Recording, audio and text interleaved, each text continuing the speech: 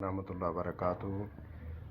جناب ڈاکٹر ذاکر نائک سے کسی نے سوال کیا، مسلمان نے، کہ سر میری کمپنی میں ہم اکٹھے کام کرتے ہیں، غیر مسلم بھی ہیں، اور ان کے ساتھ کھانا کھانا یا ان کو سلام کرنا یا ان کے ساتھ تعلق رکھنا یہ کیسا ہے؟ تو بہت ہی پیارا جواب دیا، کہا کہ آپ دین کی معلومات رکھتے ہیں؟ انہوں نے کہا نہیں۔ تو کہا کہ آپ جو ہے پرہیز کریں، صرف سلام کریں، سلام کا جواب دیں، بس اتنا کافی ہے۔ انہوں نے کہا کیوں؟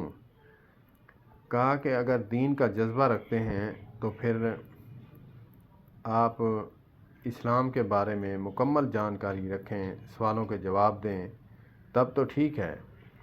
اگر آپ کا ہی دین خطرے میں پڑ جائے، آپ ہی ڈاماڈول ہو جائیں، تو پھر آپ کے لیے اجازت نہیں۔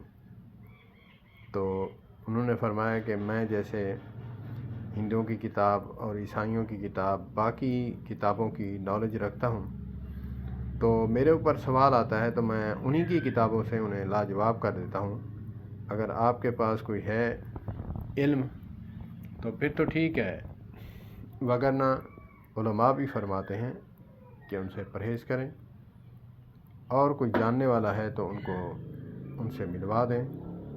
اللہ پاک ہمیں ایسا درد نصیب فرمائے کہ مسلمانوں کے ساتھ ساتھ غیر مسلموں کو بھی اسلام کی دعوت دیں۔